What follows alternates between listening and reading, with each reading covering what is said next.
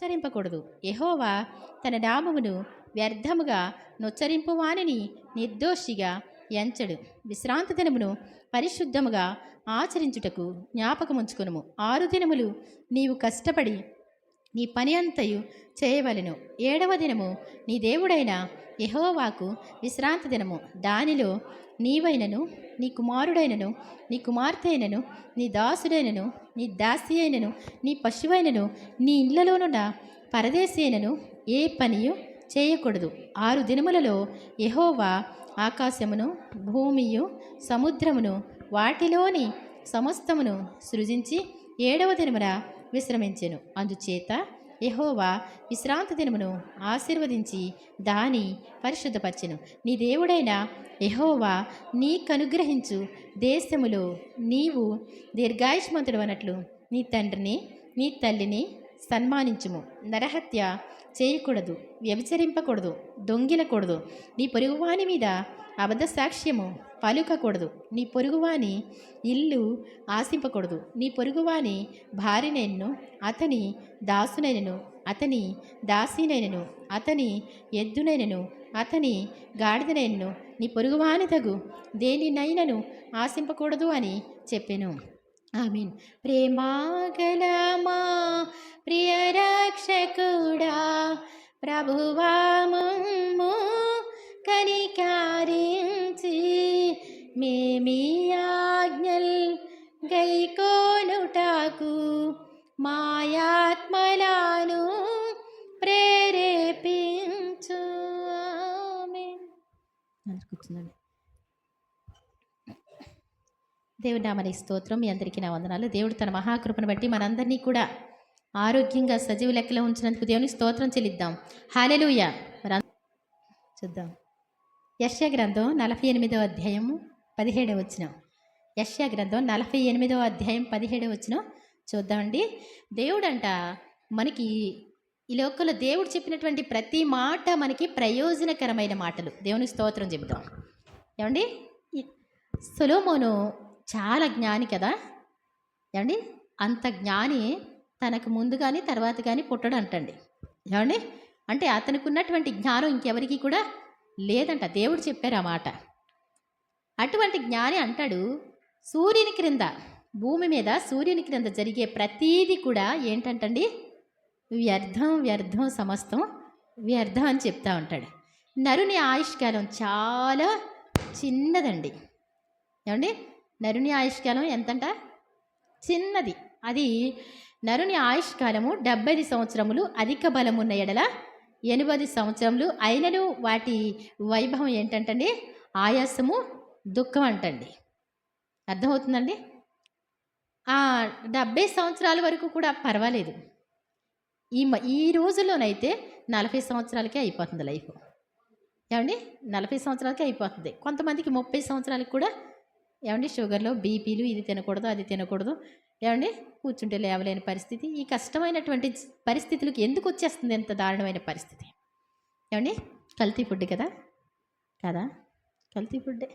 మనం కూడా కల్తీ అయిపోయాం. ఏమండి, మనం కూడా దేవుని మాట వినట్లేదు, అస్సలు వినట్లేదు. దేవుని మాట వింటే గనక దేవుడు ఏం చేస్తారంట, అసలు నా మాట వింటే నీ ఆహారాన్ని, నీ పానీయాన్ని నేను దీవిస్తాను అంటారు ఆయన. ఏమండి, దేవుని మాట వినగలిగితే గనక అందరికంటే దీవిస్తాను అంటాడు. దేవునితోనే గడిపినటువంటి వాళ్ళు, దేవుని సన్నిధిలో గడిపినటువంటి వాళ్ళు, దేవుని ప్రేమించినటువంటి మరి మోషే గారి కానీ, యెహోషువ కానీ, కాలేబు కానీ, వీళ్ళెప్పుడు కూడా దేవుడు ఏం చెప్తారా ఎదురు చూస్తూ ఉండేవారు. ఏ మాట చెప్తారా ఆ మాట ప్రకారం చేద్దామని ఎదురు చూసేవారు. మనకుంటుందా అటువంటి నిరీక్షణ? ఏమండి, మనకి ఎన్ని మాటలు తెలిస్తే మనం ఎంత చేస్తున్నాం? ఏమండి, ఒక ఎంఆర్ఓ గారు మావిడివారి గుడి వస్తున్నారు అన్నారు అనుకోండి, పరుగుల మీద వెళ్తారు. ఆయన ఏం చెప్తున్నారో వినటానికి వెళ్తూ ఉంటారు. ఎందుకని? ఆయన చెప్పిందల్లా చేసేస్తారు. వాళ్ళు సంతకం పెడితే చాలు మనకి అయిపోతాయి. ఏమండి, అవునా కాదా? మరి చిన్న అధికారులే అలా ఉంటే ఏమండి, దేవాది దేవుడు మనకి ప్రయోజనం కలవడం కోసం మీరు తల్లిదండ్రులుగా మీ పిల్లలకి, అమ్మ ఇది మంచిది, ఇలా చేస్తే ఇలా ఉంటుంది, ఇలా చేస్తే ఇలా ఉంటుంది కూర్చోబెట్టి ఎప్పుడైనా చెప్పారా? చెప్పలేదా? నవ్వుతున్నారేంటి? చెప్పలేదా ఇప్పుడు? ఏమండి, మా పిల్లోడండి మా మాట వినండి, ఎంత ముద్దో ఏమండి. మా పిల్లోడు అసలు మా మాట వినండి, వాడు ఏదంటే అది చెయ్యాలండి. ఏంటంట, అన్నం తిండండి, సెల్ ఇస్తేనే కానీ అన్నం తిండండి. ఏమండి, ఎంత ముద్దో చెప్పలే. ఏమండి, పిల్లలకి నేర్పుకోమని దేవుని వాక్యం సెలవిస్తుంది. దేవుడు కూడా మనం పిల్లలం అంటండి. ఆయన ఇక్కడ చెప్తా ఉంటారు. ఒకసారి యెషయా గ్రంథం 48వ అధ్యాయం 17వ వచనం చదువుదాం. నీ విమోచకుడును, నేను చెప్తానే ఉంటా ఎప్పుడు కూడా ఈ మాటలు. నాకు దేవుడు తన తన స్వభావ లక్షణాలు చెప్పిన మాటలన్నీ కూడా నాకు చాలా ఇష్టం. ఆయన స్వభావం ఏంటో ఒక్కొక్క చోట ఎత్తి చెప్తా ఉంటారంట. నేను ఎలాంటి వాడిని అని చెప్తా ఉంటారు. ఇక్కడ మీ విమోచకుడు, ఈ లోకంలో ఎవరు మనల్ని విమోచించలేరంటే అట్టి విమోచన క్రైదనం బహు గొప్పది అని మరి కీర్తనలో 39లో ఉంటుంది కదా. ఎంత కష్టమో అంటండి అది. కాబట్టి నీ విమోచకుడు, నిన్ను విడిపించడానికి ఇష్టపడినటువంటి దేవుడు. ఏమండి, దేవుళ్ళు అనేటువంటి వాళ్ళు ఉన్నారు. ఏమండి, ఉన్నారు అన్నారా? ఏమండి, ఉన్నారా అన్నారండి? దేవుళ్ళు అని అంటున్నారు అంతే. దేవుడు అంటాడు, తూర్పు దిక్కు నుండి పడమటి దిక్కు వరకు నేనే దేవుడను, ఏ దేవుడు లేడు, నేను సృజించిన వాడు నేనే, భూమి ఆకాశాలు కలుగు చేసిన వాడు నేనే అని ఆయన అన్నారు. కానీ ఇంకెవరు దేవుడు లేడు, నేను తప్ప వేరొక దేవుడు లేడు అని చెప్పారు ఆయన.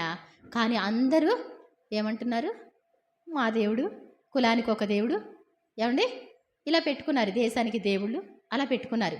ఇక్కడ అంటాడు ఆయన, ఇశ్రాయేలు యొక్క పరిశుద్ధ దేవుడు. ఇశ్రాయేలు అంటే దేవుని బిడ్డలని అర్థం అండి. వాళ్ళ పరిశుద్ధ దేవుడు.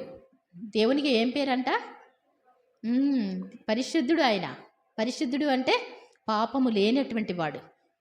ఏమండి, పాపం లేనటువంటి వాళ్ళు పాపం లేని వాళ్ళకి నచ్చుతారా? లేకపోతే ఏమండి, పాపం చేసే వాళ్ళకి పాపం చేసే దేవుళ్ళు అంటే బాగా ఇష్టంగా ఉంటుంది కదా. ఉంటుందా? మా ప్రియమైన దగ్గర బంధువు అని, ఏమండి, అవునా కదా. వాళ్ళు నమ్ముకుంటే ఏ కట్టడా ఉండడు, విధి ఉండదు, హాయిగా ఉండొచ్చు. తప్పన్న మాట ఎత్తితే ఎంత బాధో. పాపం అన్న మాట ఎత్తకూడదు. నేను చిన్నప్పుడు ఒకసారి, నాకు తెలియదు కదా, పాట నేర్చుకుంటా ఉన్నాను. అదే ముక్క ఆడుతూ ఉంది. నాదు పాపముతో పట్టుబడి తిని అని. ఏమండి, మన పాపాలతో మనం పట్టుబడితేనంటండి, అంటే మా పాలకులు చిన్న లోపలికి వచ్చి, చే అస్తమానం పాపం ఏం పాపం, ఏమండి, అస్తమానం ఆ పాట పాడుతూ ఉంటుంది ఎప్పుడు చూసిన పాపం అని. ఏమండి, అక్కడ కోపం వస్తూ ఉంటుంది. ఏమండి, ఇక్కడ అంటాడు ఆయన, ఇశ్రాయేలు యొక్క పరిశుద్ధ దేవుడును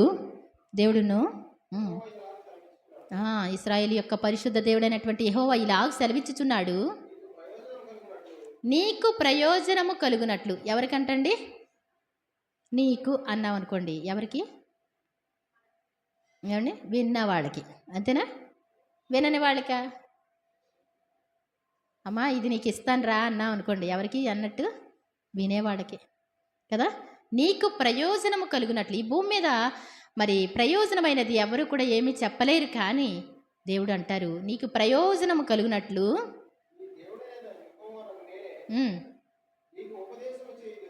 చూడండి, నీ దేవుడునైన యెహోవానగు నేనే నీకు ఉపదేశం చేస్తాను, నీకు బోధిస్తాను, నేను నీకు ప్రయోజనం కలుగునట్లు. ఏంటంటండి, నీకు ప్రయోజనం కలుగునట్లు నీ దేవుడైన యెహోవా నేనే నీకు బోధిస్తా, ఉపదేశం చేస్తాను. ఏంటంటండి, నీవు నడువవలసిన త్రోవలో నిన్ను నడిపించేదను. ఏంటంట, నీకు బోధిస్తాను, తర్వాత నిన్ను నడిపిస్తాను అంటున్నాడు దేవుడు. దేవుని స్తోత్రం చెప్దాం. మనంతటి మనం నడవలేమండి. ఒక తండ్రి మరి చంటి పిల్లోడిని ఏం చేస్తాడు? చెయ్యి పట్టుకొని నడిపిస్తూ ఉంటాడు, వెనువెంటే ఉంటాడు. వాడికి ఇంకా వయసు రాలేదు అని తండ్రికి ఎప్పుడైతే అనిపిస్తూ ఉంటుందో, వాడికి ఇంకా ఏజ్ అనేటువంటిది రానప్పుడు తండ్రి ఏం చేస్తాడు? వెనువెంటే ఉంటారు. వెళతారు, తీసుకొస్తారు, స్కూల్లో దించుతారు, తీసుకొచ్చుకుంటూ ఉంటారు. ఏమండి, కాలేజ్ ఎప్పుడు ఏం చేస్తారు? వాళ్ళే వెళ్ళిపోతూ ఉంటారు, వస్తూ ఉంటారు. అంటే పర్వాలేదు, జ్ఞానం వచ్చిందని. కాబట్టి నీ దేవుడైన యెహోవానగు నేనే నీకు ఉపదేశం చేస్తాను, నిన్ను నడవవలసిన మార్గంలో కూడా నడిపిస్తాను. ఏంటంటే దేవుని ఆజ్ఞలను ఆలకింపవలెనని నా ఆజ్ఞలు ఆలకించాలని నేను ఎంతో కోరుచున్నా. దేవుడు మన నుంచి కోరుకునేది ఏం కాదండి. ఏమండి, మన నుంచి కోరుకునేది ఏం కాదు. ఆయన ఆయన ఆజ్ఞలు ఆలకించాలని కోరుకుంటా ఉన్నారంట. ఆయన ఏం చెప్తున్నారో వినాలని కోరుకుంటా ఉండాలి. అవునా కదా? ఆయన ఏం మాటలు చెప్తారండి? మనకి మంచివి, ప్రయోజనకరమైనవి చెప్తారు ఆయన. ఆలకించిన ఎడల ఏంటంటండి? ప్రార్థనకు వచ్చి కూర్చొని వెళ్ళిపోయినంత లోపలే కాదు. ఏమండి ఏంటి? ఆలకించిన ఎడల. ఏమండి? ఆలకిస్తే, ఆలకించడం అంటే ఏంటి? ఏమండి? ఆలకిస్తే నీ క్షేమము నది వలెను. నీ క్షేమం ఏంటి? క్షేమము అంటే ఏంటంటే సంతోషం, సుఖం.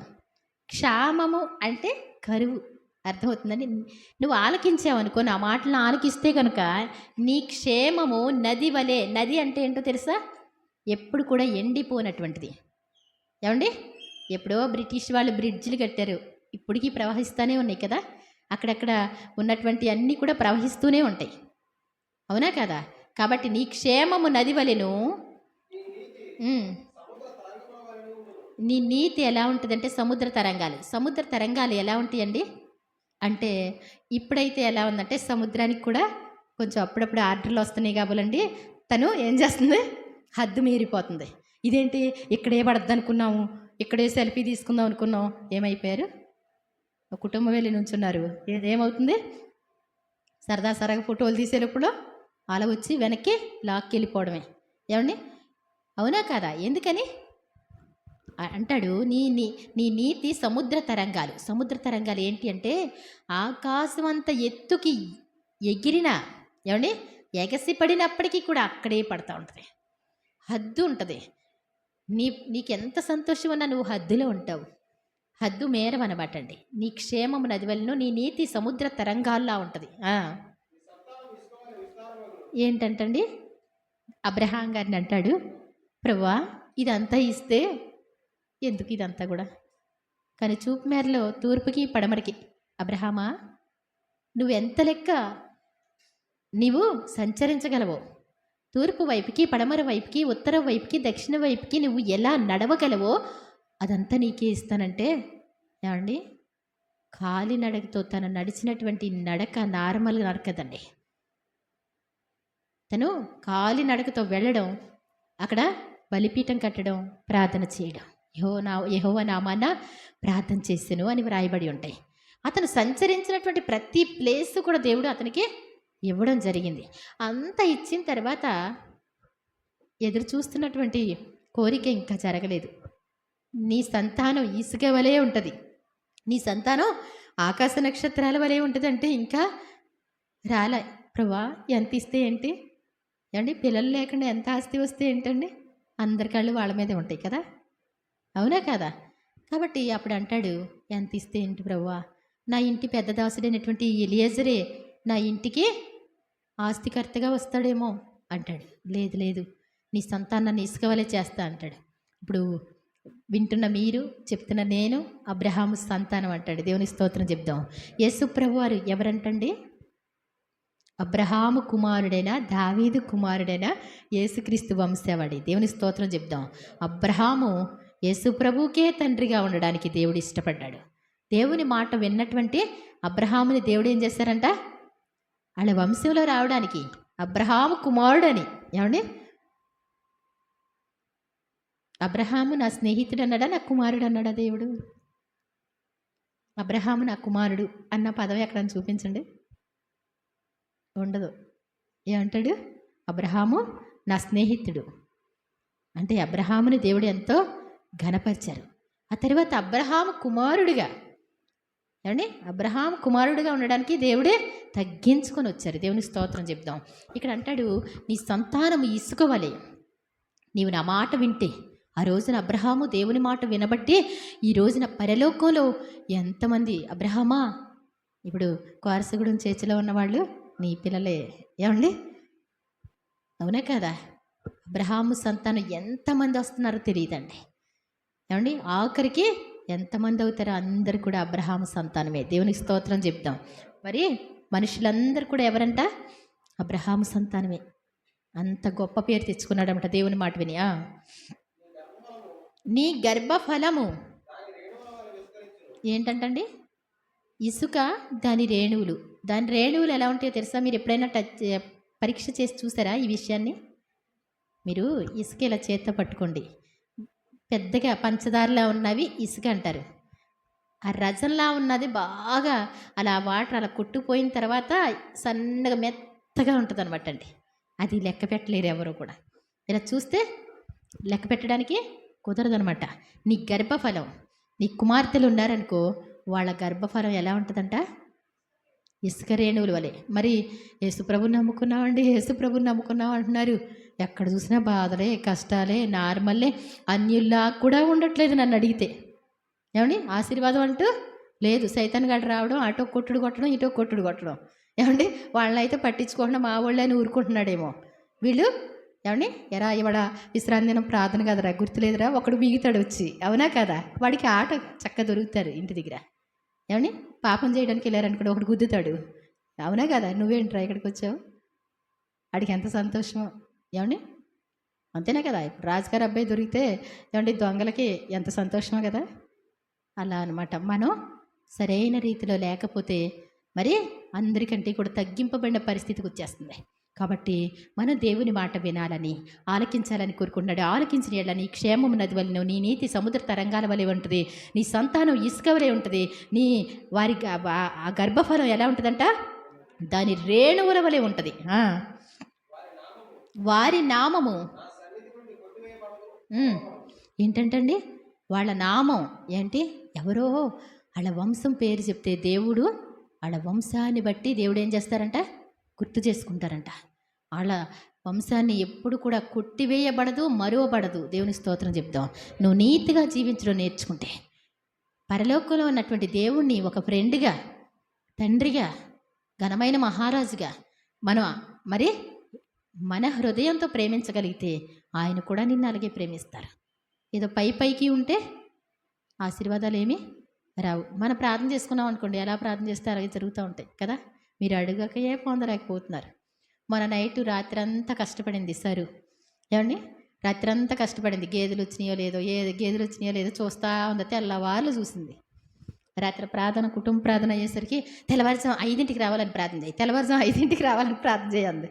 నేను పొద్దున్నే లేసి వచ్చినాయి అంటే ఇంకా వస్తే ఇప్పుడు అంది. టక్మని వచ్చినాయి అంటే కట్టేసి, ఏమండి దేవుణ్ణి అడిగితే ఏం చేస్తారు? ఆయన బైబిల్ అడిగితే మోకరించి ప్రార్థన చేసుకుంటే ఏదైనా దేవుడు చేస్తారు. ఇప్పుడు సెలవులాట్లకి. కాబట్టి నిజంగా దేవుడు మనల్ని, మన ప్రార్థన ఎప్పుడు కూడా త్రోసివేయకుండా వినే దేవుడు అండి. ఈ లోకంలో ఎవ్వరు కూడా ఏమండి ఏ భర్త దేవునిలా ప్రేమించలేరు, ఏ భార్య దేవునిలాగా ప్రేమించలేరు, ఏ ప్రేయసి దేవునిలాగా ప్రేమించలేదు. ఏమండి? కొంతకాలం మాత్రమే ప్రేమిస్తారంట ఎవరైనా సరే. ఏమండి? భార్య అబ్బో మహారాణిలాగా అనుకుంటారు. ఏమండి? ఆవిడ చేసే పనులు ఎవరు చేస్తారండి? ఆడవాళ్ళు చేసే పనులు ఎవరు చేస్తారు? ఏమండి? ఆడవాళ్ళు చేసే పనులు 10, మగవాళ్ళు చేసేదాంతో 10 అంతలు ఉంటుందండి నన్ను అడిగితే. లేకపోతే పాపం వాళ్ళని గుర్తించరు, కానీ వాళ్ళు చేసే పనులు నార్మల్ కాదు. కుటుంబాలే ఉండవు ఆడవాళ్ళు లేకపోతే కదా. కాబట్టి నిజంగా దేవుడు నిన్ను ఎంతో ప్రేమిస్తున్నాడు. ప్రేమించి ప్రాణం పెట్టి ప్రేమిస్తా ఉన్నాడు. కాబట్టి ఇక్కడ అంటాడు, వారి నామము నా సన్నిధి నుండి కొట్టివేయబడకుండా, మరువబడకుండా ఉంటుంది. నువ్వు ప్రార్థన చేసేదానివైతే నీ పిల్లలు కూడా ప్రార్థన చేస్తారు. నువ్వు ప్రార్థన చేయకపోతే నీ పిల్లలు కూడా ప్రార్థన చేయరు. మరే చేసుకోరా అంటే అసలు చేసుకోమని చెప్పడానికి కూడా వీళ్ళకి అంత జ్ఞానం ఉండదు కదండి. ప్రార్థన చేయకుండా ఉన్నవాళ్ళు ప్రార్థన చేసుకోమని చెప్తారా పిల్లల్ని? బైబిల్ చదవని వాళ్ళు చదవమని చెప్తారా? ఏమండి? చదవమని చెప్పలేరు కదా. కాబట్టి నిజమైన దేవుడు రా బాబు, నిజమైన తండ్రిరా అనేసి చెప్పగలరా? ఏంట ఆడ దేవుడు వాళ్ళకి, మనం చెప్తే వినరా అంతే. ఏమండి? కాబట్టి దేవుడంట మనం ఆయన ఆజ్ఞలు గైకొనాలని ఎంతో కోరుకుంటూ ఉన్నాడంటండి. అలాగే చూడండి, 1 సమూయేలు 12వ అధ్యాయము 21వ వచనం చూడండి. ఆయనను ఏంటంటే దేవునిని విసర్జింపకుడి అంటే దేవుణ్ణి వదిలిపెట్టొద్దు. దేవుణ్ణి చిన్నగా అంచనా వేయొద్దు, వదిలిపెట్టుకోకండి. దేవుణ్ణి పట్టించుకోకుండా ఉండకండి. దేవుణ్ణి పట్టించుకోకుండా ఉండేటువంటి వాళ్ళు, దేవుణ్ణి విసర్జించేటువంటి వాళ్ళు, దేవుని మాట లెక్కలేనటువంటిదిగా మరి చేసేవారు ఏంటంటండి, ప్రయోజనము మాలినవై. ఇక్కడ చూడండి, ఎవరైనా దేవుణ్ణి అనుసరించట్లేదు, దేవుని మాటలు ఇష్టపడట్లేదు, దేవుని గౌరవించట్లేదంటే వాళ్ళు ఏం చేస్తారంటే ప్రయోజనము మాలినవై. ప్రయోజనం మాలిన అంటే ఏంటి? ప్రయోజనము లేని. వాళ్ళు చేసే పనులు ఎలా ఉంటాయి? దేవుని మాట కాకుండా వాళ్ళ ఇష్టానుసారంగా చేస్తుంటాయి. వాళ్ళ స్వకీయ ఆలోచన అయినప్పటికీ కూడా, లేకపోతే మనుషుల ఆలోచన అయినప్పటికీ కూడా అదేంటంటండి ప్రయోజన మాలినవై రక్షింపలేని మాయా స్వరూపములను అనుసరించుదురు. ఏదైనా సరే అంటే మీరు దేవుణ్ణి అనుసరిస్తున్నారా, లేకపోతే ప్రయోజనం లేనటువంటి వాటిని అనుసరిస్తున్నారా? అంటే ఒక విషయం ఏంటంటే ప్రయోజనం కలిగిన వాటినే అనుసరిస్తున్నారా, ప్రయోజనం లేని వాటిని అనుసరిస్తున్నారా? మన స్వంత ఇష్టాలు చేసుకున్నాం అనుకోండి, ఏమండి, మన స్వబుద్ధితో చేసుకున్నాం అనుకోండి, దానికి ప్రయోజనం లేదంట. ఆయన చెప్పినట్టు చేస్తే మాత్రమే ప్రయోజనం ఉందంటండి. ఏమండి, ప్రయోజనం మారినవై మాయా స్వరూపములను అనుసరించుదురు. నిజముగా అవి మాయయే. అంటే మీరు విగ్రహారాధన చేయకపోవచ్చు, అంటే దేవుని మాట వినకపోవడం విగ్రహారాధనతో సమానం. ఏమండి, దేవుడు చెప్పిన మాట మనం ఎప్పుడైతే దాన్ని ప్రక్కన పెడతామో అదేంటంటండి మాయ. అంటే దానివల్ల ప్రయోజనం లేదు, ఇంకా ఉండదు, ప్రయోజనం ఉండదు. దేవుడు చెప్పిన మాట మాత్రమే ఈ లోకంలో దానికి ప్రయోజనం ఉంటుంది.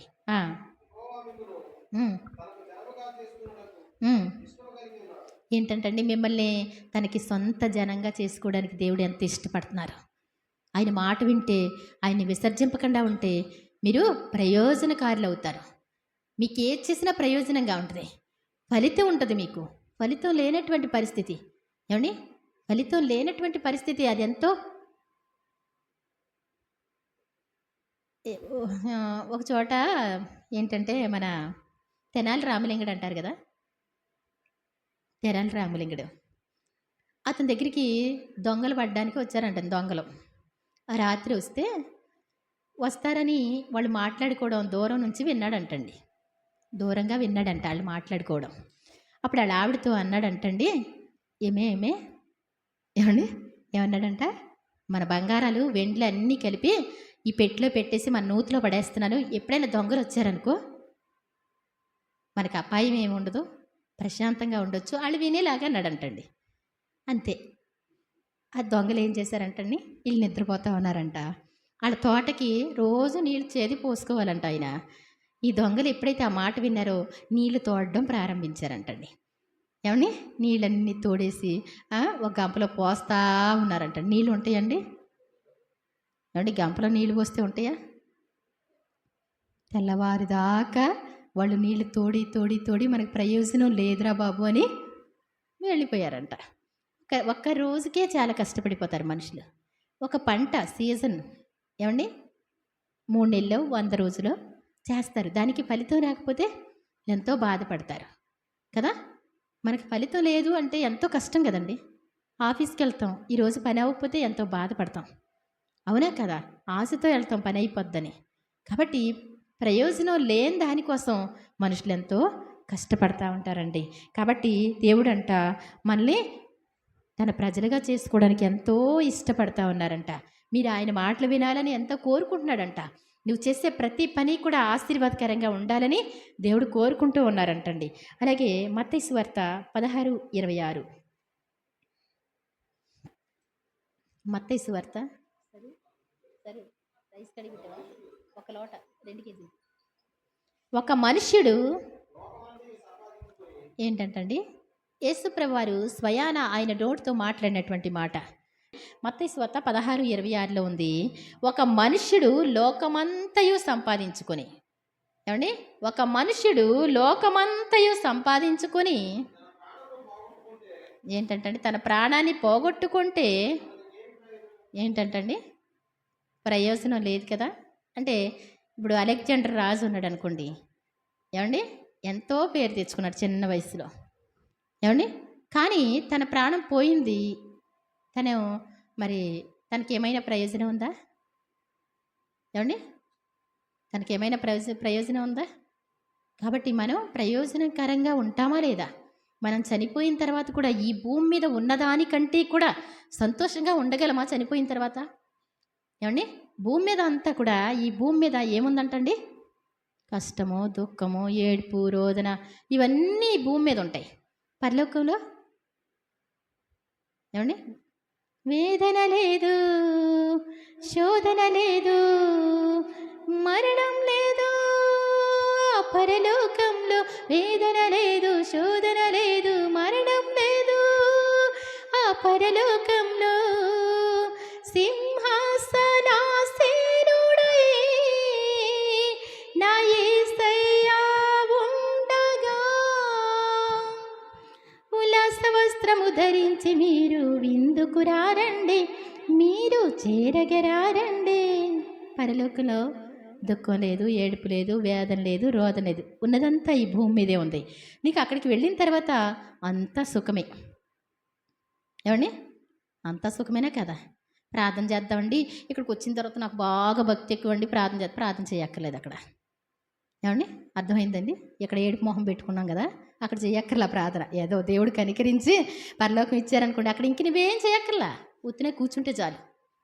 నీ స్టేజ్ని బట్టి నీకు వస్త్రాలు ఉంటాయి, నీ స్టేజ్ని బట్టి నీకు కిరీటాలు ఉంటాయి పరలోక రాజ్యంలో. నీ స్టేజ్ని బట్టి ఇక్కడ ఎలా అయితే ధనవంతులు ఏ విధంగా అయితే మంచి అందమైన ఇల్లు, కార్లు ఎలా ఉన్నాయో అక్కడ కూడా అటువంటిదే ఉంటుంది. అక్కడ నువ్వేమీ లేకుండా ఉత్తిగా వెళ్ళామనుకోండి, ఉత్తిగా వెళ్ళిన వాళ్ళకు కూడా అంటే ఆ నరక శిక్షను తప్పించుకుంటారు, కానీ వాళ్ళు చాలా సింపుల్గా ఉంటారు. అక్కడ దేవుని కోసం నిలబడినటువంటి వాళ్ళు, దేవుని కోసం మరి పనులు చేసినటువంటి వాళ్ళు, వాళ్ళకి ఏంటంటండి గొప్ప స్థానాలు ఉంటాయి అన్నమాట. అందుకే అంటే జబదయి కుమారులు ఏమండి, వాళ్ళ తల్లి వచ్చింది, ఏమంటది? అయ్యా, నిన్ను కనిన గర్భం, నీవు కుడిచిన స్థానాలు ఎంత ధన్యాలు, బ్రతికితే అలా బ్రతకరా నువ్వు? ఆయన చెప్పినట్టు వినరా? మీరిద్దరు అలాగే తయారవ్వాలి. అర్థమవుతుందా? ఈ లోకం కాదు, కొన్నాళ్ళే ఉంటాం ఎక్కడుంటే. ఏమండి? ఏమని చెప్తుందో తల్లి? అలా ఆయనలా బ్రతకాలి బ్రతికితే. ఏమండి? అంతేనా కదా? మాకు వద్దులే అండి, అంత చదువు వద్దండి. ఏమండి? మా పిల్లడు నా కళ్ళ ముందు ఉంటే చాలండి, మేము సంపాదించేది సంపాదన చాలండి, అడేం చేయక్కర్లేదండి. ఏమండి? అంతేనా? అవునా కదా? మొన్న ఈ మధ్యనే ఒక అతను మిలిటరీ అతను చనిపోతే, తన పేరు మర్చిపోయాను. ఏమండి? ఆ పెళ్ళి అవ్వలేదు ఇంకా, అలా బ్రతికితే చాలు అన్నారు అందరూ. చిన్న వయసు అయినా ఏంటంట, దేశం కోసం నిలబడి ఏమండి అలా బ్రతికితే చాలు అంటారు. మంచి బ్రతుకు ఎంతో విలువైంది. అర్థమవుతుందండి? ఆ జబదయి కుమారుల తల్లి అలా బ్రతకాలి. ఆగు, నేను అడుగుతాను, ఆగు.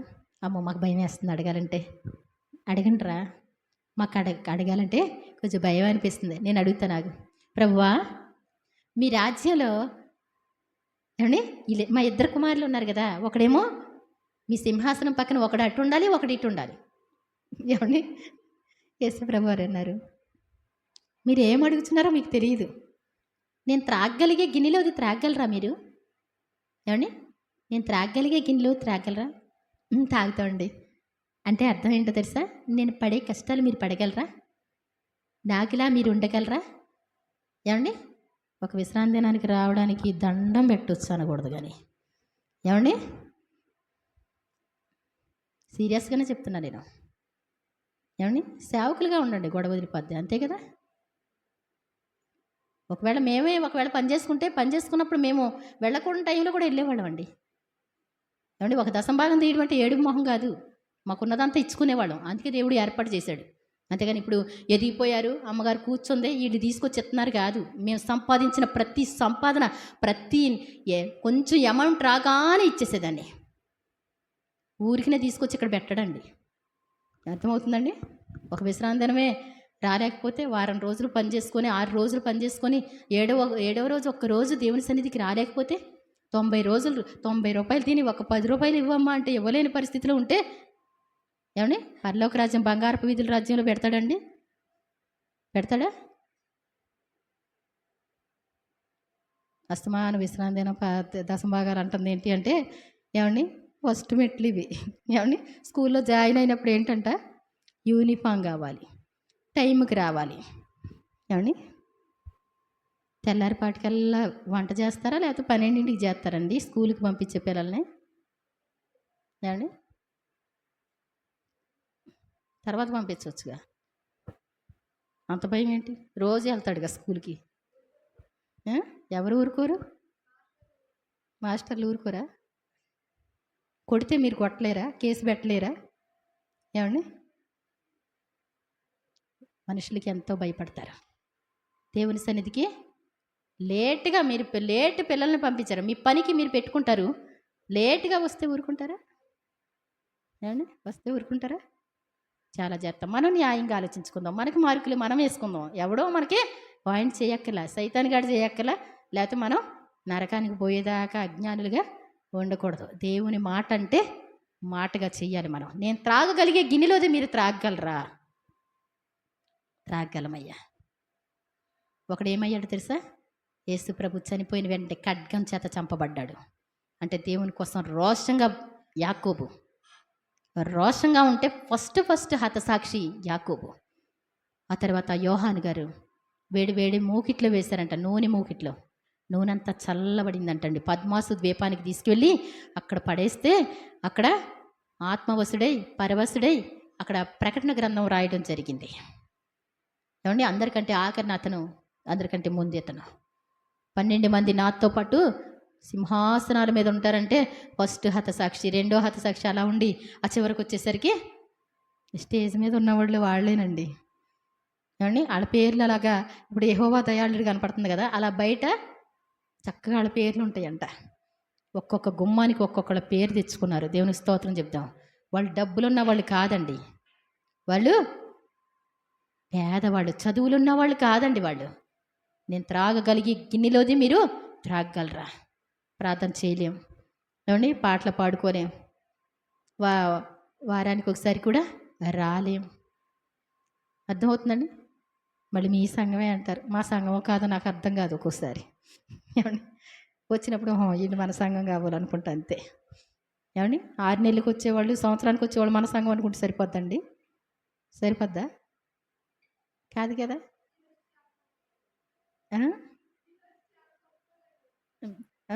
కాబట్టి మనం ఏం చేయాలి? గుర్తుపెట్టుకోవాలి దేవుని మాటలో. బ్రతికినంత కాలంలో ఇవేం కష్టమైనవి కావు. నా కాడి సులువు, నా భారం తేలిక అంటాడు. నీ ధర్మశాస్త్రం అనుసరించడం నీకు కష్టం కాదు. దేవుడు అంటాడు నీకు కష్టం కాదు. అది కష్టమా నీకు? నీ ప్రాణం పోతుందా ఏమన్నా? ఎండలోకి వెళ్ళిపోయినా ఇదేమన్నా? ఏమండి హాస్పిటల్కి అయితే కారు కట్టించుకొని వెళ్ళిపోతారు, హాస్పిటల్కి అప్పు తీసుకొని వెళ్ళిపోతారు. తీసుకెళ్ళరండి? తీసుకెళ్ళరా? ఫంక్షన్ ఉందనుకోండి, విశ్రాంతి దినం మానేసి వెళ్ళరా? ఫంక్షన్ ఉంది, చుట్టాలు ఎవరైనా చనిపోతే పలకరించడానికి వెళ్ళిపోరండి? విశ్రాంతి దినమా నా మోహమా? వెళ్ళిపోతారు అంతే. విశ్రాంతి దినమును పరిశుద్ధంగా ఆచరించడానికి జ్ఞాపకం ఉంచుకొని ఆయన చెప్తే ఇది అయిపోయిన తర్వాత వెళ్ళి పలకరిద్దాం అన్న జ్ఞానం ఉండాలి కదా. ఏమండి మీ ఇష్టాలు, చెప్పవలసినటువంటి మాటలు చెప్తూ ఉంటాం. కాబట్టి చాలా జాగ్రత్త. జ్ఞాపకం ఉంచుకుంటే ఎంతమంది జ్ఞాపకం ఉంటుందండి? ఏమండి మీరు నచ్చితే నా మందిరాన్ని మీ మధ్య ఉంచుతాను అంటాడు ఆయన. మన నడవడి ఆయనకి నచ్చితే ఆయన మన మధ్యలో ఉండడానికి ఇష్టపడతారంట. కాబట్టి మన దేవుని కోసం ఎంత కష్టపడుతున్నాం? ఏం కష్టపడుతున్నాం? సరే ఒకసారి చిన్న పిలుస్తాం. ఏం కష్టపడుతున్నాం మనం గుర్తుపెట్టుకోవాలి. ఒక మనుషుడు లోకమంతయు సంపాదించుకొని తన ప్రాణం పోగొట్టుకుంటే వానికి ఏమీ ప్రయోజనం ఏమైనా ఉందా? వాడు పుట్టడం వల్ల ఏమండి ఆ మనుషుడు పుట్టకుండిని ఎళ్ళ వానికి మేలు అంటాడు. ఎవరికి? ఇస్కరియోతు యోధ. 12 మంది ఏమండి 11 మంది నీకు ఆదర్శంగా లేరా? అదే గుంపులో నువ్వు లేవా? ఏమండి ఆయన ఎక్కడుంటే అక్కడే ఉన్నావు కదా. అనర్హుడు అయినటువంటి నిన్ను తీసుకొచ్చి ఆయన దగ్గర పెట్టుకొని ప్రతిరోజు కూడా ఏమండి అన్నీ చెప్పుకుంటే పరలోక రాజ్యం కోసం చెప్తుంటే ఎప్పుడు చూసినా భూమి మీదే. ఏమండి ఇంకెందుకండి ఇదంతా కూడా? అవునా కదా? అసలు మంచి ఛాన్సు అనర్హులకి దేవుడంట మంచి ఛాన్స్ ఇస్తాడంటండి. కాబట్టి నిజంగా ఆ ఛాన్స్ని పోగొట్టుకునే విధంగా మనం ఉండకూడదు. మన ప్రాణం పోయినందువల్ల దానికి ప్రయోజనమేమీ లేదు. ఎస్పి బాలసుబ్రహ్మణ్యం గారు ఉన్నారు. ఎన్ని పాటలు పాడారో నాకైతే తెలవదు. ప్రతి పాట పాడారు. క్రైస్తవ గీతాలు అంటే ఎస్పి బాలు గారే ఎక్కువ. ఏమండి ఆఖరి టైంలో కరోనా టైంలో 3 కోట్లు ఖర్చు అయిందంటండి. రుద్రక్షమాల ఇలా తిప్పుతానే ఉన్నాడంట ఆయన. ఏంటి ఏంటి అంటే దేనికి బ్రతుకుతాం అన్నట్టు. పాటలు పాడిన పైకి డబ్బుల కోసమే పాడడం. ఆర్ఆర్కే మూర్తి గారు అన్నారంటండి, ఆయన ఇంగ్లీషు తెలుగు ట్రాన్స్లేషన్ చేయడానికి వెళ్ళినప్పుడు ఈ ట్రాన్స్లేషన్ చేస్తా అనుకున్నాడంట. ఈ బైబిల్లో ఉన్న తప్పులన్నీ పడదామని ఇంటికాడ చదవడం మొదలుపెట్టాడంట. ఆయన తప్పులన్నీ బయట పెట్టిందని దేవుని స్తోత్రం చెప్తాం. ఫస్ట్ అందరికీ సుపరిచితుడు, అందమైన టోన్ కలిగినటువంటి వాడు. ఆ వాక్యం వింటే ప్రతి ఒక్కరికి యేసుప్రభు మాట్లాడినట్టే అనిపిస్తుంది. అదొక హృదయాన్ని టచ్ చేసేటువంటి టోన్గా. అవునా కదా? ఆయన స్వరం చాలా అందమైంది కదా, బ్రాహ్మిన్స్ అయి ఉండి చక్కగా అందంగా. కాబట్టి నిజంగా మనం ఏంటి మరి దేవుని దగ్గర అనుకోకుండా దేవుడు తీసుకొచ్చినప్పుడు అది మంచిదో కాదో నీకు అర్థం అవ్వాలి కదా. ఇస్కరియోతు యోధలాగా మనం ఉండకూడదు, బాలసుబ్రహ్మణ్యం గారిలాగా కదా. కాబట్టి చాలా జాగ్రత్త. మనం ఒక మనుషుడు లోకమంతయు సంపాదించుకొని, ఏమండి ఆస్తి సంపాదించుకొని చెప్పట్లే దేవుడు. లోకమంతా కూడా తనదైపోయినప్పటికీ కూడా తను చనిపోయిన తర్వాత తనకంటూ ఒక స్థానం సంపాదించుకోలేకపోతే అజ్ఞానిగా మిగిలిపోతాడు. ఆ తర్వాత తన జీవితానికి సుఖం అనేటువంటిది లేదు. నరకములో ఏంటంటండి, అగ్ని ఆరదు, పురుగు చావదు. ఏమండి వాళ్ళు వేదన పడతారంటండి. ఆ దుస్సహమైనటువంటి వేదన, దాని పొగ యుగయుగాలు లేస్తూనే ఉంటుంది. ఎంత భయంకరమైనటువంటి విషయం. టేక్ ఇట్ ఈజీగా బ్రతికేస్తున్నాం, పట్టించుకోకుండా బ్రతికేస్తున్నాం. ఏమండి మనకి కుదిరితే చేస్తాం, కుదరకపోతే చెయ్యం. నచ్చితే చేస్తాం, నచ్చకపోతే చెయ్యం. ఏమండి నచ్చినప్పుడు, కష్టం వచ్చినప్పుడు మనలా పాడేవాళ్ళు ఎవరు ఉండరు. ఏమండి మనలా ప్రార్థన చేసేవాళ్ళు ఎవరు ఉండరు. అవునా కదా? ఫోన్లే అది ఆయనకి ఇష్టమే. ఫోన్లే ఆ సాతాను గడి చేతిలో పడకుండా ఇప్పుడైనా వస్తారని. కాబట్టి చాలా జాగ్రత్త. మనకి సంతోషంగా ఉన్నప్పుడు, ఆనందంగా ఉన్నప్పుడు కూడా దేవుని స్తుతించాలి అంటాడు ఆయన. అలాగే యోబు గ్రంథం 2:4 ఒకసారి చూడనా? యోబు గ్రంథం 2:4.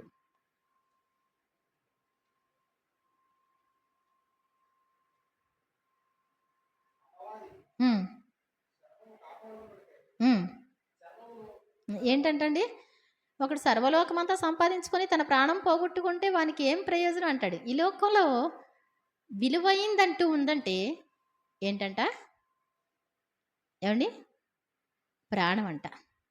ఆత్మ చాలా విలువైంది. ఆత్మ మాత్రం ఇహపర సంబంధమైనది. ఏమండి ఆత్మ అంటే ఇహపర సంబంధమైంది. ఈ శరీరం అంటే, ఈ ప్రాణం అంటే ఇక్కడది. ఈ భూమి మీద అత్యంత విలువైంది ఉంది అంటే హాస్పిటల్కి తీసుకెళ్ళి డబ్బున్న పడితే 10 కోట్లైనా ఖర్చు పెట్టుకుంటాడు. తన ఆస్తి అంతా ఇచ్చేసుకుంటాడు. ఏమండి యోబు గారిని అంతా చెరిపేసిన తర్వాత, సాతాను గారు చెరిపేస్తే, ఏమండి తన ఆస్తి అంతా పోతే, 10 మంది పిల్లలు చనిపోతే, మరలా సాతాను గారు దేవుని దగ్గరికి వచ్చారు. వస్తే నిష్కారణంగా యోబుని ఇలా చేసావు కదా అంటే, భలే చెప్తారు ప్రభువా. చర్మం కాపాడుకోవడానికి చర్మాన్ని, తన ప్రాణాన్ని కాపాడుకోవడానికి ఏంటంటండి, తనకు కలిగినది యావత్తు కూడా ఒకటి ఇచ్చేస్తాడంట, నరుడు ఇస్తాడంటండి. నీ ప్రాణం తీసేస్తాంరా అంటే నా ఆస్తి అంతా తీసేసుకోండి అంటాడు. అంత విలువైందనమాట ప్రాణం అంటే. అర్థమవుతుందండి. ఈ ప్రాణాన్ని పోగొట్టుకోవడంలో ప్రయోజనం లేదు అంటాడు. తర్వాత మరి మత్తయి సువార్త 5:29. మత్తయి సువార్త 5:29. దేవుడు యేసుప్రభువు వారు నీ కుడి కన్ను, ఏమండి నీ కుడి చెయ్యా, నీ కుడి కన్ను అంటాడు ఆయన. నిన్ను అభ్యంతరపరచడం అంటే ఏంటంటే, దేవుని సన్నిధికి వెళ్లకుండా, దేవుని రాజ్యానికి వెళ్లకుండా నిన్ను ఆపగలిగితే, ఏదైనా సరే ఆపేది ఉంది అంటే అది నీ కుడి కన్ను అవ్వచ్చు, నీ కుడి చెయ్యి అవ్వచ్చు. అది నీ కుమారుడు అవ్వచ్చు, నీ కుమార్తె అవ్వచ్చు, నీ తల్లి అవ్వచ్చు, నీ తండ్రి అవ్వచ్చు. ఎవరైనప్పటికీ కూడా నిన్ను దేవుని రాజ్యానికి అభ్యంతరకరంగా మారారనుకోండి, వాళ్ళు చెప్తాడా, దాన్ని పెరికి అవతల పడేసుకో. ఏం చేయాలి? కొడుకు లేకపోయినా పరలోక రాజ్యం వెళ్ళాలి, కూతురు లేకపోయినా పరలోక రాజ్యం వెళ్ళాలి, భర్త లేకపోయినా, భార్య లేకపోయినా, తల్లిదండ్రులు లేకపోయినా, బంధువులు లేకపోయినా, ఎవ్వరు లేకపోయినప్పటికీ కూడా ఎక్కడికి వెళ్ళొచ్చు మనం? వాళ్ళ కోసం మనం మానేసుకున్నాం అనుకోండి, వాళ్ళ కోసం మానేసుకుంటే నీ కుడి చెయ్యి నిన్ను అభ్యంతరపరిస్తే దాన్ని నరికి అవతల పడేయాలంట. కుడి కన్ను అయితే పెరిగి అవతల పడేసాయి. ఎందుకని? 2 కాళ్ళు 2 చేతులు కలిగి 2 కళ్ళు కలిగి నరకంలో పడే కంటే కూడా కుంటివాడవుగానో, గుడ్డివాడవుగానో, అంగహీనుడవుగానో నువ్వు పరలోక రాజ్యం వెళ్ళాలి అంటాడు ఆయన. ఈ లోకంలో ఏది నీతో రాదు. అర్థమవుతుందండి?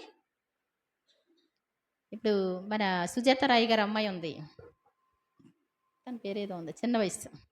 వాళ్ళ ఆయన గారు 12 సంవత్సరాలు, చిన్నపిల్లలానే ఉంటుంది. తను చనిపోయాడు. సరే, ఆయన చనిపోయినప్పటికీ కూడా ఇంకా బయట ప్రపంచం అంటే తెలియదు, నా భర్తే నా ప్రపంచం అంది. దేవుని ఆరాధిస్తూనే ఉంటుంది. ఎందుకు అంటే ఆయన పరలోక రాజ్యంలో ఉంటారు అని. దేవుని కలిగినటువంటి వాళ్ళు ఎలా ఉంటారండి? దేవుడే ప్రపంచం. వాళ్ళు పరలోక రాజ్యం వెళ్ళిపోతారు కదా, కొన్నాళ్ళు నేను బ్రతికి వెళ్ళిపోతాను కదా అని ధైర్యంగా ఉంది. దేవునికి స్తోత్రం చెప్దాం. అంతేగాని ఏమండి మమ్మల్ని వెళ్ళొద్దు అన్నారండి.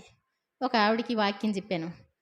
చెప్తే ఏంటంటండి, బొట్టు పెట్టుకొని పువ్వులు పెట్టుకోవడానికి ఇష్టం అంటండి. ఆ తర్వాత గురుమతం అని తీసుకున్నాను అని చెప్పింది. మీరు బాప్తిసం తీసుకోవాలి మామగారు అని చెప్పాను. చెప్తే బాప్తిసం అది వద్దంటండి. బాప్తిసం తీసుకుంటే శరీరాన్ని ఏం చేయరంట, పాతి పెడతారంటండి పాపం. ఏమండి శరీరాన్ని పాతి పెడితే ఇంక నేను అన్న నాకు ప్రాణం అండి యేసుప్రభు అంటే అన్నారు. సరే సంతోషం. పొద్దుటే లేచి పాటలు పాడతాను, ఆ తర్వాత సూర్య నమస్కారం చేస్తాను అన్నారు. నాకు సూర్య నమస్కారం చేయకుండా నేను ఏం చేయలేను. వెంటనే ఎల్ల కొట్టి చూపించాను. బైబిల్లో ఎన్ని కొటేషన్లు ఉన్నాయో అన్నీ. ఏమండి మీరు చెడిపోయి భూమి మీద మీరు చెడిపోయి సూర్యచంద్ర నక్షత్రాలని ఏమండి ఆరాధిస్తే, సూర్యుని ఆరాధించడం, చంద్రుని ఆరాధించడం, ఏమండి ఆకాశ సైన్యాలకు దూపం వేయడం, ఇవన్నీ కూడా చెడిపోయినటువంటి వాళ్ళు చేసే పనులు. అవి మీకు పంచిపెట్టించే సూర్యుని చంద్రుని అంటాడు దేవుడు. అయితే ఈ శరీరం అంటండి సమాధి చేస్తారు కాబట్టి అలా వద్దంటండి. అందుకే బాప్తిసం వద్దు, వెళ్ళిపోతానులే పరలోక రాజ్యం. ఒకడు నీటి మూలమున ఆత్మ మూలమున జన్మిస్తేనే కానీ వాడు పరలోక రాజ్యం ప్రవేశింపడు అంటాడు ఆయన. ఆ మాట చదివి వినిపించా. ఎక్కట్లా. ఎందుకని ఎక్కట్లేదండి. ఎందుకు అంటే ఈ శరీరం కాల్చాలంతే. పువ్వులు పసుపు చల్లాలి. బంగారపు వీధుల రాజ్యం వద్దండి. అది కావాలి, ఇది కావాలి. ఏమండి చాలా జాగ్రత్త. మోసపోవద్దు, ఎవరు కూడా మోసపోవద్దు. ఈ లోకంలో ఏది కూడా ఎవరు కూడా నీతో రారు. సుబ్బరాయుడు మావయ్య గారి చర్చిలో ఒక ఆయన వాళ్ళ అమ్మగారిని బాప్తిసం తీసుకోవద్దు అన్నాడు. నీ ఇష్టం అయ్యా అంది. ఆవిడ చనిపోయిన కొన్ని రోజులకి అతను అన్నీ మామూలుగా చేసేసాడు. కొన్ని రోజులకి ఇతను దేవుని నమ్ముకున్నాడు, బాప్తిసం తీసుకున్నాడు. ఈయనేమో పరలోకం పోతాడు, ఆవిడ నరకం పోతామే. ఎందుకని? కొడుకు మాట విన్నారు కదా. అర్థమవుతుందండి? నాకంటే నీ కుమార్తెనైను తండ్రినైను తల్లినైను నాకంటే ఎక్కువగా ప్రేమించేవాడు నాకు పాత్రుడు కాడు. ఇలా ముద్దు పెట్టుకోవడం, వాళ్ళకి పప్పలు తెచ్చి పెట్టడం కాదు. కుదరదు. యేసు ప్రభు దగ్గరికి వెళ్ళొద్దు అంటే నువ్వు లేకపోయావురా బాబు, నేను దేవుని కోసం బ్రతుకుతాను. అర్థమవుతుందండి? దేవుని మరి నీ కుడికను నిన్ను అభ్యంతరపరిస్తే దాన్ని పెరికి పారవేయి. ఆ తర్వాత నీ కుడి చేయి నిన్ను అభ్యంతరపరిస్తే దాన్ని నరికి అవతల పారే. కుంటివాడవగా గుడ్డివాడవగా అయినా పరలోక రాజ్యం వెళ్ళిపో. అంటే ఈ లోకంలో ఏమున్నా లేకపోయినా ఇవన్నీ వదిలిపెట్టేసేయండి, దేవుని కోసం నిలబట్టమే. ఒక జంట పెళ్ళైన కొత్తలోనే పెళ్లి జంట ఒక నిర్ణయం తీసుకున్నారు, మనం మిషనరీలుగా వెళ్దామని. నరమాంస భక్షకులకు మధ్యకి వెళ్ళారంటండి. ఏమండి ఏం చేస్తారంట, మనుషులు తినేస్తారంట అక్కడ. అలాంటి వాళ్ళ మధ్యకి వెళ్ళి నువ్వు అటు నుంచిరా, నేను ఇటు నుంచి వస్తాను. ఏమండి ఇద్దరు ఒక చోట వెళ్తాం కాదండి, భయం అన్నది కాదండి. నువ్వు అట్రా, నేను ఇటు వెళ్తాను. తీరా సువార్త ప్రకటించుకుంటూ వెళ్తున్నారు. ఏమండి యేసు ప్రభు నిజమైన దేవుడు, ఆయన నరక శిక్షను తప్పించడానికి ఈ లోకానికి వచ్చారని చెప్పుకుంటూ వెళ్తూ ఉన్నారు. ఆవిడ తిరిగి వచ్చిన తర్వాత ఒక యవనస్తుడు ఇటు వచ్చారా అని అడిగిందంటండి. అడిగితే అప్పుడు అన్నారంట, యవనస్తుడా, కొత్తగా కనపడిన వ్యక్తి కదా, ప్యాంటు చూపించారంటండి. ప్యాంటు చూపించి ఇతందేనా, ఇతందే, తినేసాం. ఏంటంటండి తినేశారు. ప్యాంటు పట్టుకొని ఏడవడం ప్రారంభించిందంట. ప్రభువా, నా భర్తను తినివేసిన వాళ్ళ ప్రాణాలు రక్షించండి ఆయన, వాళ్ళని రక్షించండి ఆయన, వాళ్ళకి మారు మనసు దయచేయండి ఆయన. దేవుని స్తోత్రం చెప్దాం. హల్లెలూయా. ఏంటంటండి, పెళ్ళైన జంటకి అసలు దేవుడే అంటాడో తెలుసా, పెళ్ళైన సంవత్సరం ఒక సంవత్సరం అంతా మీరు ఇంటికాడ ఉండండి అంటాడు, సంతోషంగా ఉండడం కోసమని. తోటల్లో పని చేయించకూడదంట. ఏమండి, యుద్ధానికి వెళ్ళనివ్వకూడదంట. వాళ్ళని సొంత మరి వాళ్ళని ఒక సంవత్సరం అంతా సంతోష పెట్టమని దేవుడు చెప్తారు. ఈ జంట, కొత్త జంట, దేవుని సంతోష పెట్టడానికి బయలుదేరి వెళ్ళి భర్తనే తినేసిన వాళ్ళ కోసం ప్రార్థన చేస్తే వాళ్ళే సపోర్ట్గా మారారంట. దేవుని స్తోత్రం చెప్దాం. ఏమోనండి, సపోర్ట్ ఇవ్వట మాకేం వద్దండి, మేము సంతోషంగా ఉంటే చాలండి. అంతేనండి. ఒక చిన్ని కష్టానికి ఒప్పుకోం, చిన్నగా ఏమండి పని చేయడానికి ఒప్పుకోం, చిన్నగా ఖర్చు పెట్టుకోవడానికి ఒప్పుకోం, ఏది కూడా మనకు వద్దు. ఏది చేయలేనటువంటి పరిస్థితి. చేయట్లేదు ఎవరు కూడా. అందరూ తమ సొంత కార్యాలనే చూసుకుంటున్నారు. యేసుక్రీస్తు కార్యాలని ఎవరు కూడా చూడట్లేదు అని దేవుని వాక్యం సెలవిస్తుంది. మనం ఏం చేయాలంట? దేవుని కార్యాలు చూడాలంట. దేవుని స్తోత్రం చెప్దాం. కూర్చోండి. కాబట్టి ఇక్కడ అంటాడు, ఎవరున్నా లేకపోయినా, ఏమున్నా లేకపోయినా ఏం చేయాలి? మనం దేవుని కోసమే బ్రతకాలన్నమాట అండి. ఆ తర్వాత రోమపత్రిక 2వ అధ్యాయము 25వ వచనం.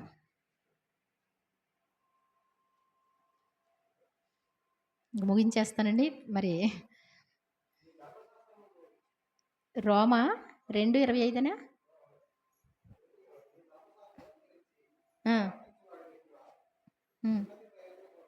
ఇక్కడ చూడండి. మరి అంటే సున్నతి కోసం చెప్పుకొస్తామన్నాడు అక్కడ. ధర్మశాస్త్రాన్ని అనుసరించి నడుచుకుంటే గనక సున్నతి ప్రయోజనకరము. ఉమ్, ఉమ్, ఉమ్. ఏంటంటే ఇప్పుడు బాప్తీసం తీసుకున్నారు కదండి. బాప్తీసం తీసుకుంటే పరలోక రాజ్యం వెళ్ళిపోతామండి. మళ్ళీ బాప్తీసం తీసుకున్నాక మామూలుగా యథావిధిగా నీ పనులు మారవు. ఏమండి, నీ క్రియలు మారవు. దానివల్ల ప్రయోజనం లేదు. స్నానం చేశారా అంటే స్నానం చేసామన్నారు. స్నానం చేసిన వాళ్ళు ఎలా ఉండాలి? ఇంకేం మురికి అంటించుకోకుండా ఉండాలి. అంతేగాని స్నానం చేసిన తర్వాత పేడ బకెట్ పట్టుకెళ్ళి కళ్ళాపు జల్లారనుకోండి, బాగుంటుందా? ఏమండి, స్నానం చేసిన వాల్యూ ఉంటుందా? ఉండదు కదా.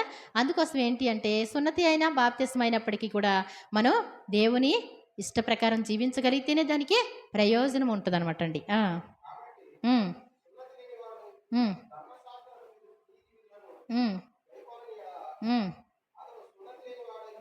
ఉమ్, ఉమ్, ఉమ్, ఉమ్, ఉమ్, ఉమ్, చాలండి.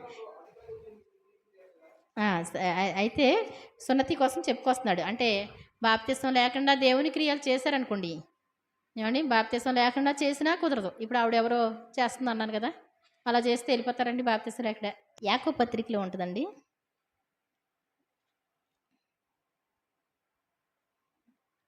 క్రియలు లేని విశ్వాసం మృతమని.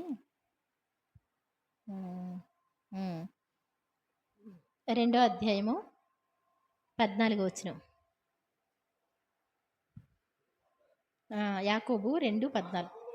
నా సహోదరులారా, క్రియలు లేనప్పుడు ఎవడైనాను తనకు, నేను యేసు ప్రభునే నమ్ముతానండి అన్నారనుకోండి, ఏమండి, ఏంటంట, నేను యేసు ప్రభునే నమ్ముతానండి, నాకు బాగా ఇష్టం అండి యేసు ప్రభు అంటే, ఎప్పుడూ ప్రార్థనకు వచ్చింది లేదు, ఎప్పుడు బైబిల్ చదివింది లేదు, ఎప్పుడు మంచి పనులు చేసింది లేదు, ఆయన కోసం ఒప్పుకున్నది లేదు. దానివల్ల ప్రయోజనం ఏంటి? ఏమండి, ఏంటంటండి, నా సహోదరులారా, క్రియలు లేనప్పుడు ఎవడైనాను తనకు విశ్వాసం కలదని చెప్పిన ఎడల ఏమి ప్రయోజనము? అట్టి విశ్వాసం అతనిని రక్షింపగలదా?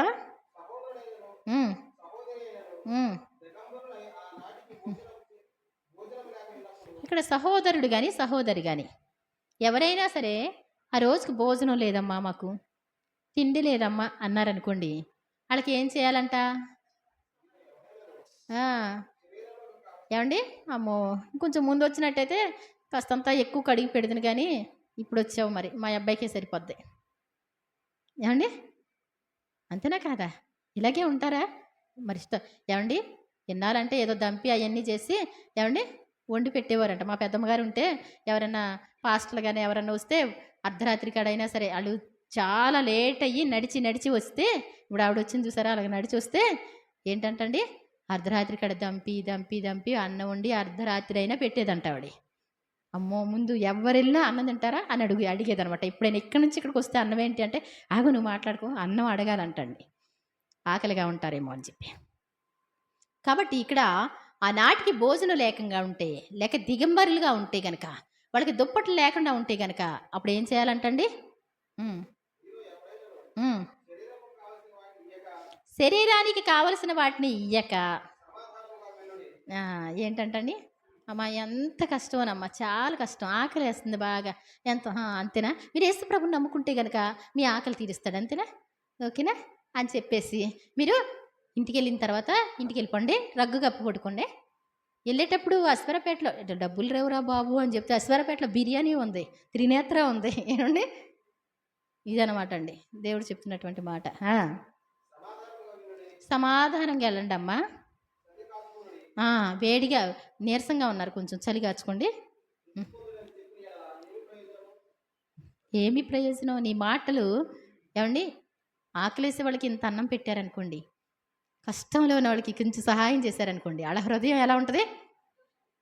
అది విశ్వాసం అంటే. అంతేగాని క్రియలు లేకుండా మాటలు మాత్రమే చెప్పారనుకోండి, దానివల్ల ప్రయోజనం లేదంటండి.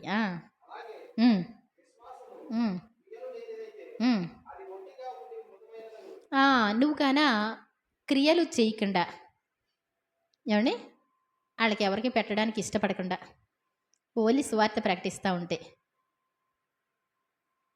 అది చచ్చిపోయిన విశ్వాసం అంటండి. ఏమండి చచ్చిపోయిన విశ్వాసం దేనికి పనికి వస్తుందండి? కోడి చచ్చిపోతే పనికి వస్తుందా? దూడ చచ్చిపోతే పనికి వస్తుందా? మనం చచ్చిపోతే పనికి వస్తామా? విశ్వాసం చచ్చిపోతే ఎవరికి పనికి వస్తుంది? ఏమండి ఎవరికి పనికిరాదండి. ఉత్తి మాటలు దేనికి పనికిరావు, అర్థమవుతుందండి. అయితే ఒకడు ఏంటంటండి, ఒకళ్ళకి విశ్వాసం ఒకళ్ళకి క్రియలు అంటండి.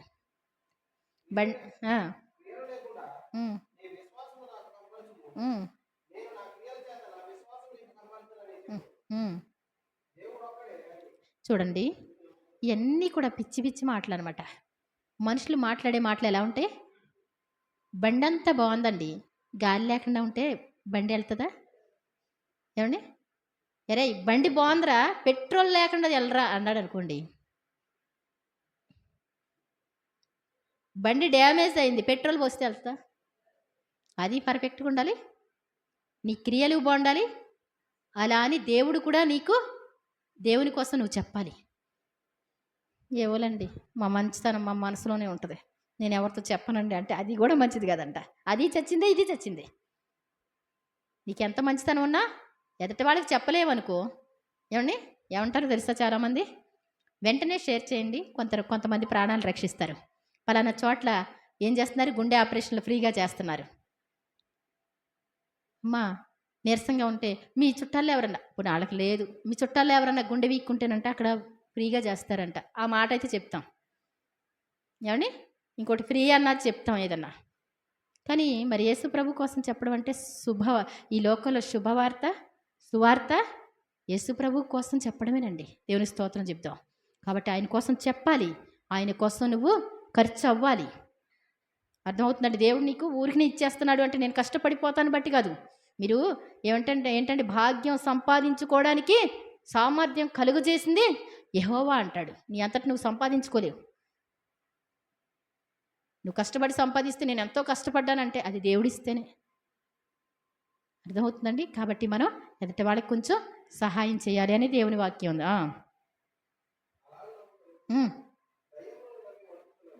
ఇవన్నీ నువ్వు కాదు, దెయ్యాలు కూడా వణుకుతున్నాయి.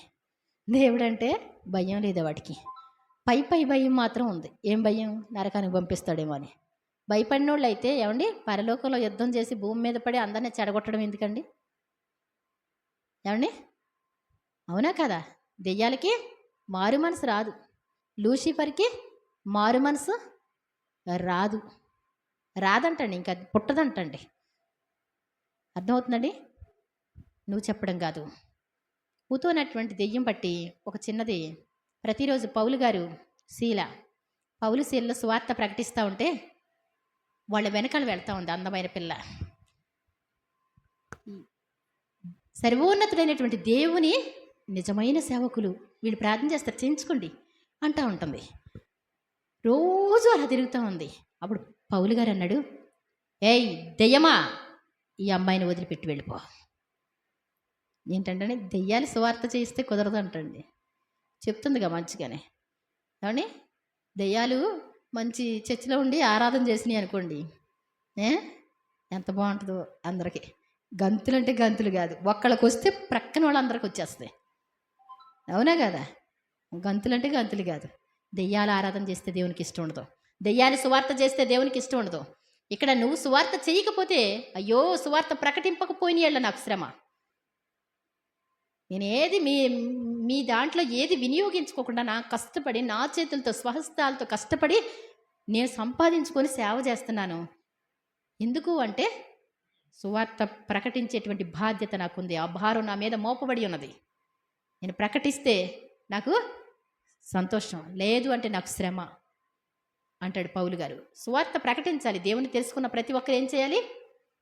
ఫలానా వాళ్ళకి సువార్త తెలియదా? మా అన్నయ్య స్టేటస్లో పెట్టారు, ఒకటి చనిపోయి నరకానికి వెళ్ళిపోయాడు. ఏమండి, అసలు నువ్వేం ఫ్రెండురా అని బ్రతికున్న వాడికి లెటర్ రాశాడంటండి. వాడు చదవడం ఏడవడం ఏంటి అంటే, ఒక్కసారన్నా యేసు ప్రభు నిజమైన దేవుడు అని చెప్పలేదేంట్రా? నరకం ఉందని పరలోకం ఉందని ఎందుకు చెప్పలేదురా? ఒరే దరిద్రుడా, నేను ఇటువంటి ప్లేస్కి రాకుండా ఉండడానికి ఒక్క మాట అడ్డు వేయలేకపోయావా? అర్థమవుతుందండి?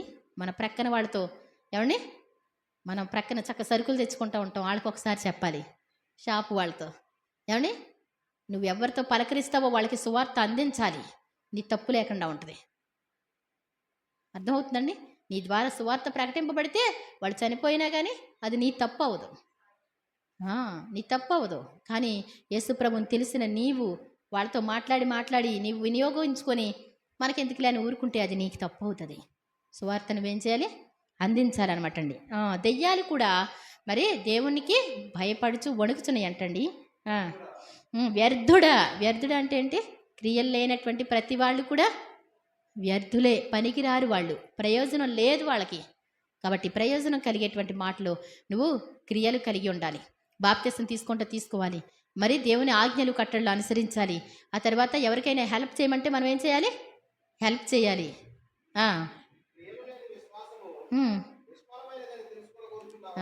నిష్ఫలం అంటే ప్రయోజనం లేదనమాట అండి. అర్థమవుతుందండి? కాబట్టి మనం ప్రయోజనం అయిన దానికి మాత్రమే మనం కష్టపడితే ఫలితం ఉంటుంది. ప్రయోజనం లేకుండా దేనికండి? అవునా కదా? ఎరా ఏం చదువుతున్నారా అంటే డిగ్రీ అండి అన్నాడు అనుకోండి. మార్కులు ఎన్ని వచ్చినాయా అంటే 0 అండి అన్నాడు అనుకోండి. వాళ్ళ అమ్మ ఏమంటుందండి? పోన్లే బాబా పని చేసుకోరా అంటదండి. ఇప్పుడు దాకా సంపాదించిందంతా నీకు పెట్టాను కదరా, తిరిగావు కదరా, తిన్నావు కదరా, 4 గుద్దుద్దండి. అవునా కదా?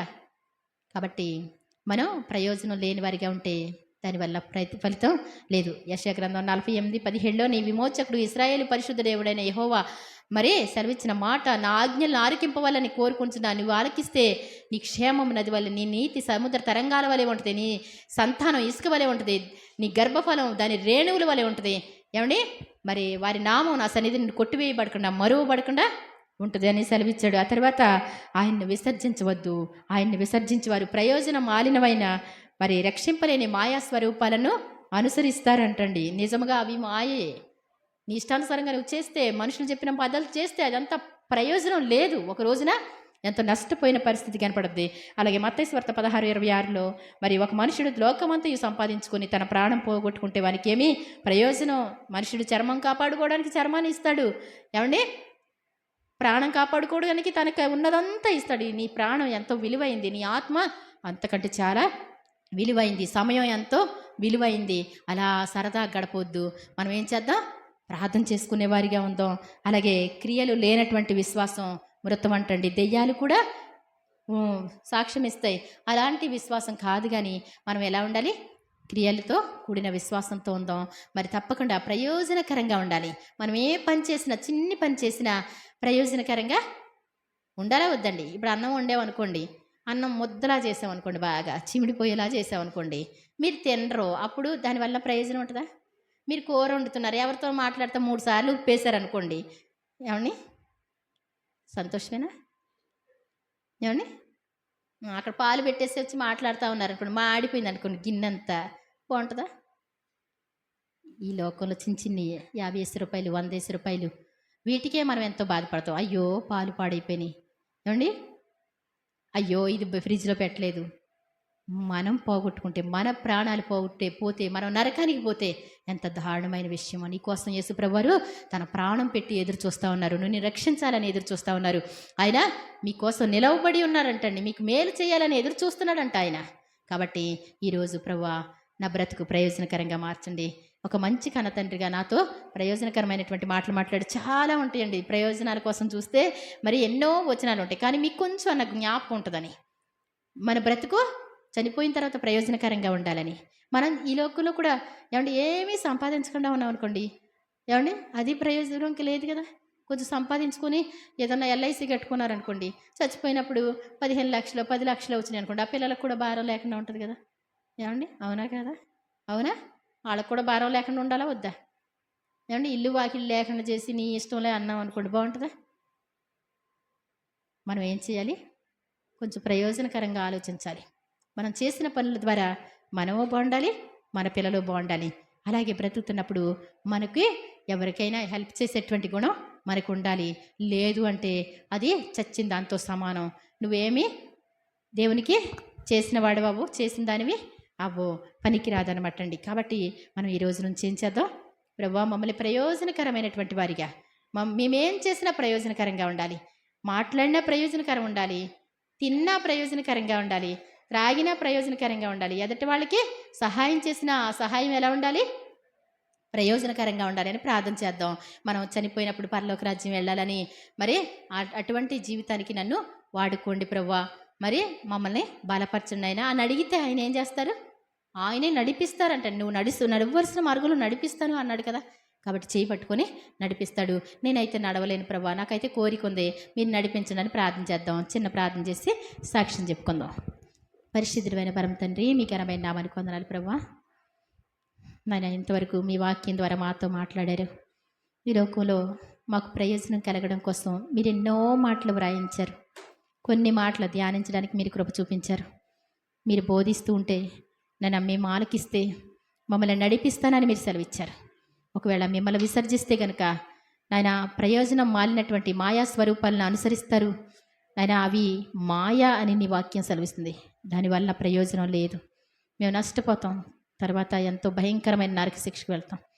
మేము ఈ లోకంలో ఎంత సంపాదించినా మా ప్రాణం పోగొట్టుకుంటే మీ రాజ్యంలో చేరాలి ప్రభా. ధనవంతుడు ఎంతో కొట్లన్నీ విప్పి తరతరాలకు ఆస్తి కూర్చుకున్నాడు. ఆ రాత్రి తన ప్రాణం పోయి నరకానికి వెళ్ళిపోయాడు. ఎంతో భయంకరమైన వేదన అనుభవించాడు.